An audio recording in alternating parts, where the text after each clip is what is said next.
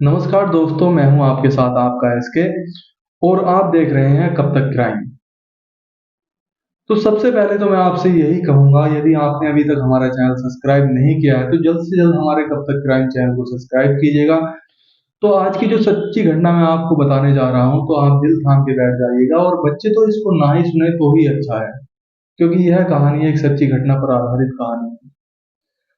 आज की जो घटना है वह कहीं और की नहीं, मध्य प्रदेश के जिले इंदौर के एरोड्रम थाना क्षेत्र के अशोकनगर की है, जहां 9 दिसंबर की शाम को लगभग 5 बजे के करीब एक लड़की, जिसकी उम्र महज अभी लगभग 10 से 12 साल रही होगी, वो अपने माता पिता व भाई के साथ अशोकनगर में स्थित एक मकान में तीसरी मंजिल पर किराए के मकान में रह रही थी।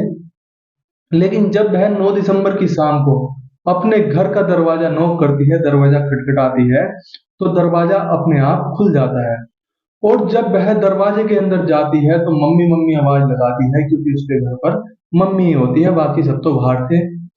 तो जब मम्मी नहीं बोलती, मम्मी का कोई जवाब नहीं आता, तो वह घर के अंदर जाती है, कमरे में जाती है। और जैसे ही वह कमरे के अंदर जाती है तो उसको उसकी जो चीख निकल जाती है, वह देखकर समझ नहीं पाती कि आखिर यह जो हुआ कैसे हुआ।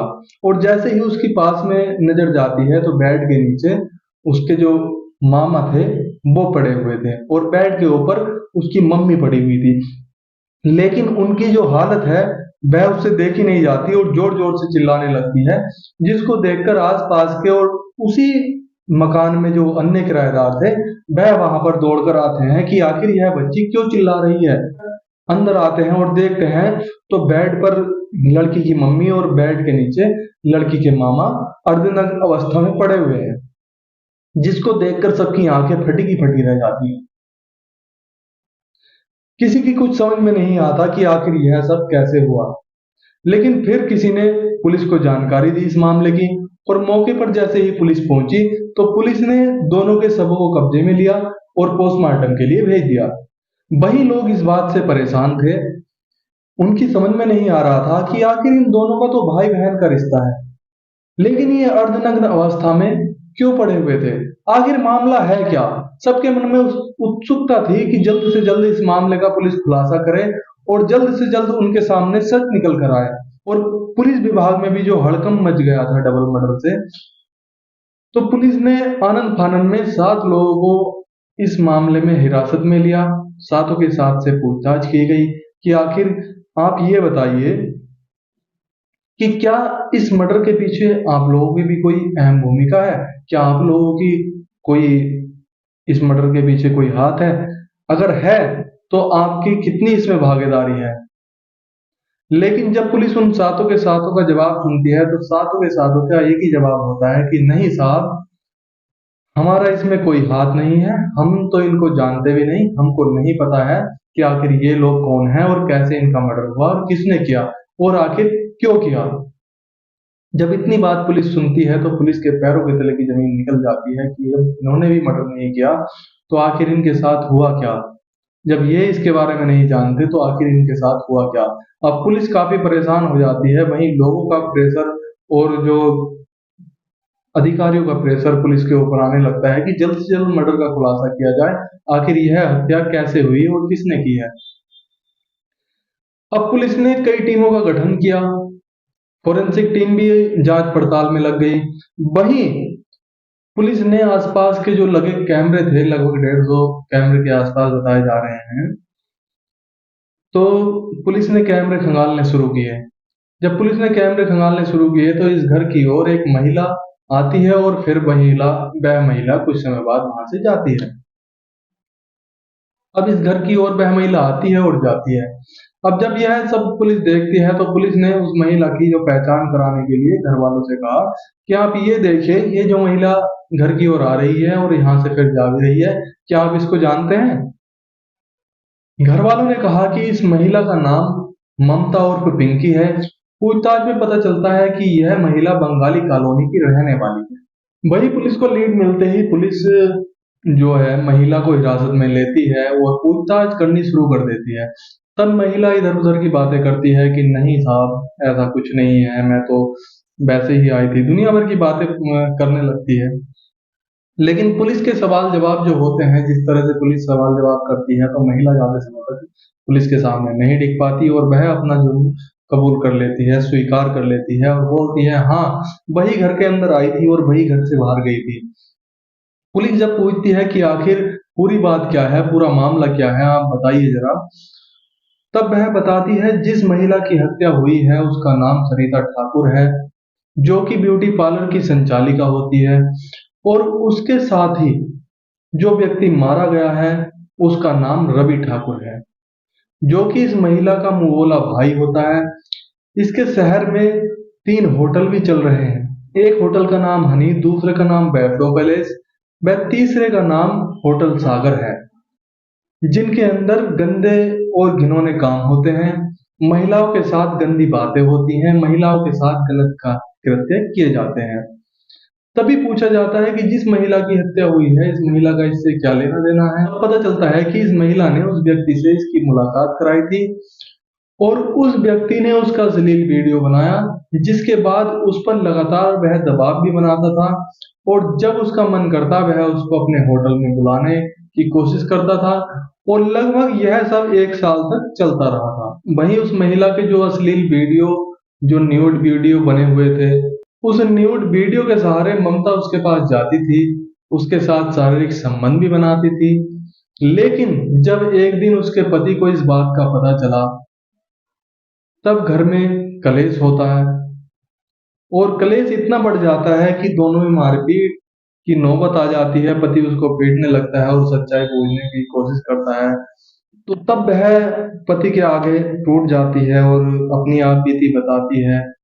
कहती है कि मुझे फंसाया गया है, फंसाने वाला कोई और नहीं सरिता ठाकुर है, जो कि ब्यूटी पार्लर चलाती है। मैं उसके पास जाती थी, उसी ने मुझे इस जाल में फंसाया है।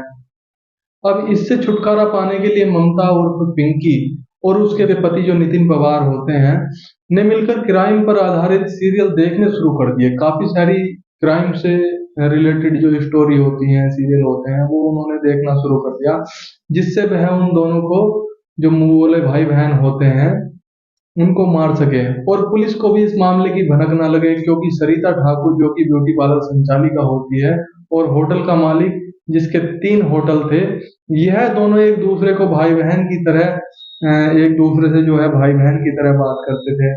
मोहल्ले में भी सब इनको भाई बहन ही समझते थे।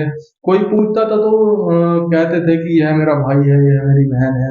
लेकिन बड़ी बात तो यह है कि इस रिश्ते की आड़ में इन दोनों के भी अवैध संबंध थे, इन दोनों के भी शारीरिक संबंध थे। लेकिन जब पुलिस ने घर की तलाशी ली, तब घर के जो सामान में जो घर के कई सामान गायब मिले, मोबाइल भी गायब मिला। तब महिला से पूछा पुलिस ने कि मोबाइल गायब है, वह मोबाइल कहाँ है? तब महिला ने बताया कि मोबाइल तो हमारे पास है। जैसे ही महिला ने मोबाइल उपलब्ध कराए, तो पुलिस ने सीडीआर निकलवाई। पुलिस ने मोबाइल को खंगालना शुरू किया, तो मोबाइल के अंदर से जो चीजें पुलिस को हाथ लगी, उनमें जो न्यूड अश्लील वीडियो, काफी उस महिला के साथ साथ अन्य कई महिलाओं के भी अश्लील वीडियो पुलिस को उस मोबाइल से जो मुहैया हुए, जो पुलिस को हाथ लगे। उनको होटल संचालक जो रवि ठाकुर होता है, वह इतने घिनौने कृत्य करता है, तब पुलिस यकीन कर पाती है।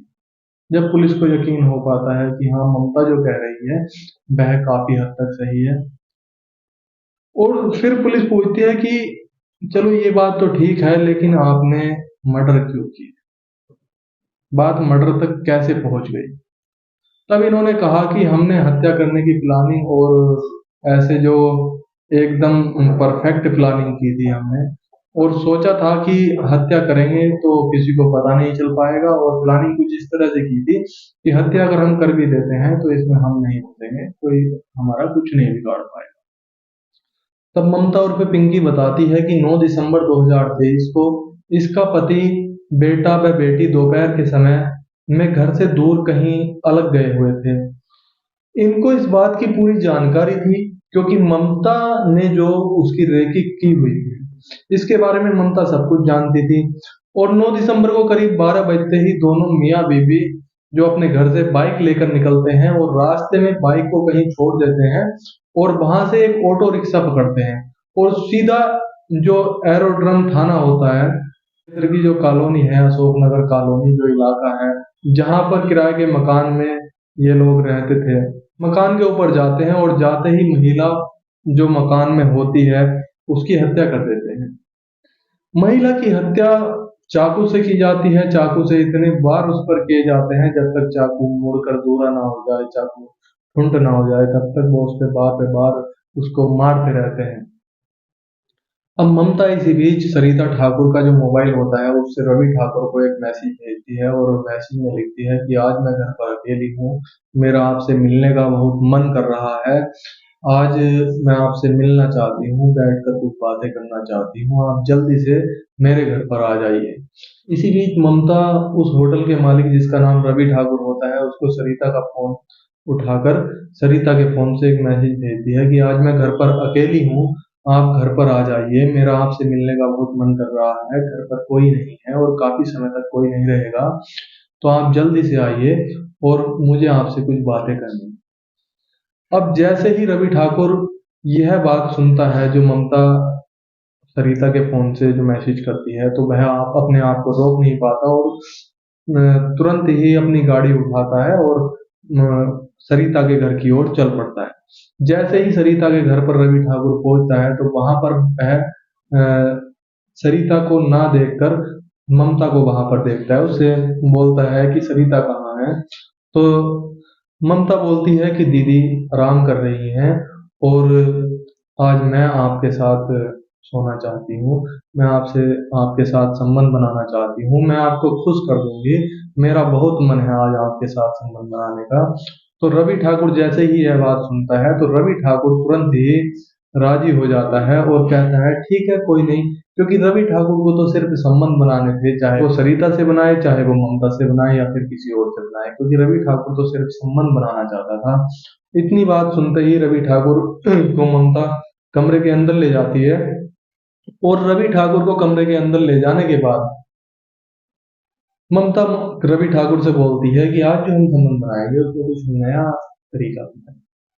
और नया वो तरीका क्या होता है, वह कहती है कि हाँ की आंखों पर पट्टी बांधूंगी और मैं भी अपनी आंखों पर पट्टी बांधूंगी। और यह कहते हुए वह रवि ठाकुर की आंखों पर पट्टी बांध देती है और रवि ठाकुर के सारे कपड़े निकाल देती है और वह अपने भी कपड़े निकालती है। और जैसे ही वह रवि ठाकुर के कपड़े निकालती है और उसको लेटा लेती है, तो जो ममता का जो पति था वह छुपा हुआ था और तुरंत ही जैसे ही ममता उसको पकड़ती है तो वह काफी जोर लगाकर तलवार से वार कर देता है और तलवार से इतने बार उसकी गर्दन पर करता है, उस पर इतने बार करता है कि तलवार ठुंड हो जाती है, तलवार मुड़ जाती है, उसको खुद को नहीं पता होता, वह तब तक उसको मारता रहता है जब तक वह मर नहीं जाता। जब तलवार मुड़कर दूरी हो जाती है और काफी समय हो जाता है तो वह उसको मारना बंद करता है और दोनों को जो सरिता थी उसको पहले मार देते हैं और रवि ठाकुर को बाद में मार देते हैं। तो दोनों को एक ही कमरे में ले जाकर बेड डाल देते हैं और दोनों के ही कपड़े निकाल देते हैं, जिससे कोई समझ ना पाए कि आखिर यहाँ पर हुआ क्या है और किसने इनका मर्डर किया। इसमें वह तब तक रुकते हैं जब तक कि उन संतुष्टि न हो जाए कि हाँ ये दोनों मर चुके हैं, अब इनमें जान नहीं रही है, इनकी सांसें नहीं चल रही। तो उसके बाद ममता अपने पति के साथ जो नितिन पवार हैं चुपचाप वहां से निकल जाती है। दोनों सोचते हैं कि अब किसी को पता नहीं चलेगा और जब लोग यह देखेंगे कि दोनों अर्धनग्न अवस्था में हैं तो सरिता ठाकुर के जो पति हैं ऋषि, इनको उनके शारीरिक संबंध बनाते हुए देखा होगा, लोग सोचेंगे कि ऋषि ने उनको शारीरिक संबंध बनाते हुए देखा है और ऋषि ने ही दोनों का मर्डर किया होगा या फिर किसी और ने हत्या कर दी। कभी भी ममता और उसके पति नितिन पवार पर किसी का शक नहीं जाएगा, लेकिन जब पुलिस ने घटना के बाद सीसीटीवी खंगालने शुरू किए तब महिला पर शक जाता है। तब इस ममता नामक महिला पर शक पुलिस का जाता है, इसका हुलिया पहचाना जाता है और जब हुलिया पहचाना जाता है और जब पता चलता है तो आखिरकार कातिल बहुत ही जल्द पकड़ा भी जाता है। और पुलिस 24 घंटे तो छोड़िए साहब, 15-16 घंटे के अंदर ही कातिल को गिरफ्तार कर लेती है, सामने निकल कर आती है। कोई अंदाजा भी लगा नहीं पाता, अंदाजा लगा पाना भी मुश्किल होता है आखिर रवि जिसके और कई महिलाओं के साथ शारीरिक संबंध होते हैं, जिसको वह अपने होटल में बुलाया करता था। साथ ही यह भी बताया जाता है कि सरिता के जो ब्यूटी पार्लर में जो महिलाएं आया करती थी, यहीं पर से ये महिलाओं को निशाना बनाया करता था। इन जिन महिलाओं को पैसे की जरूरत हुआ करती थी, उन महिलाओं की यह जरूरत पूरी करता था, उनको उधार पैसे देता था। और जब महिला पैसे वापस करने में सक्षम नहीं होती थी, तब वो महिलाओं को अपने होटल पर बुलाता और उनसे गलत कृत्य कराता, उनसे जो ये शारीरिक संबंध वाला जो धंधा है यह कराता। और तब वह उनसे गंदा घिनौना काम कराता और दबाव बनाता, उन पर पैसे मांगता, तो पैसे नहीं देती तो उनको मजबूरन वह काम करना पड़ता। खुद भी इनके साथ संबंध बनाया करता था। अब यह दोनों तो मर चुके हैं, इनकी मृत्यु हो चुकी है, लेकिन अब इनके गुनाहों का असर कहीं ना कहीं इनके बच्चों के जीवन पर तो पड़ता ही है। अब सोचने वाली बात यह है कि आखिर इनके बच्चों की किस तरह से परवरिश हो पाएगी। वहीं इस हत्या के मामले में पुलिस ने काफी कम समय में कार्रवाई करते हुए, जांच पड़ताल करते हुए, केस का खुलासा करते हुए हत्यारों को गिरफ्तार किया और सलाखों के पीछे पहुंचा दिया। वहीं अब पुलिस की कोशिश है कि कम से कम समय में इन हत्यारों को सख्त से सख्त सजा मिले। पुलिस की यही कोशिश है। अगर कोई आप किसी के साथ गलत करोगे तो आपके साथ गलत कहीं ना कहीं जरूर हो जाएगा। आप कितनी ही कोशिश कर लीजिए गलत करने के बाद कि आप के साथ गलत नहीं होगा, लेकिन कहीं न कहीं किसी न किसी रूप में आपके साथ भी गलत हो सकता है। इसलिए गलत कार्य करने से खुद ही बचिए, और यदि कोई गलत कार्य करने जा रहा है और आपको पता चलता है तो उसको भी बचाने की कोशिश कीजिए, क्योंकि गलत कार्य का अंजाम कभी सही नहीं हो सकता, हमेशा गलत ही होता है। तो दोस्तों, हमारा इस कहानी को सुनाने का, आप तक पहुंचाने का उद्देश्य आपके मन को या फिर किसी के और के अन्य के मन को ठेस पहुंचाना नहीं है। हमारा उद्देश्य सिर्फ आप तक जानकारी पहुंचाना है। यदि आपने अभी तक हमारे कब तक क्राइम जो ये यूट्यूब चैनल है, वाईटी चैनल है, इसको सब्सक्राइब नहीं किया है, तो जल्द से जल्द इसको सब्सक्राइब कीजिए और बेल आइकन का बटन भी जरूर दबाइए, क्योंकि आपको समय समय पर हर रोज नई नई कहानियां, इसी तरह की सच्ची घटनाएं इस चैनल पर मिलती रहेंगी। तो बने रहिए हमारे साथ, देखते रहिए कब तक क्राइम। नमस्कार।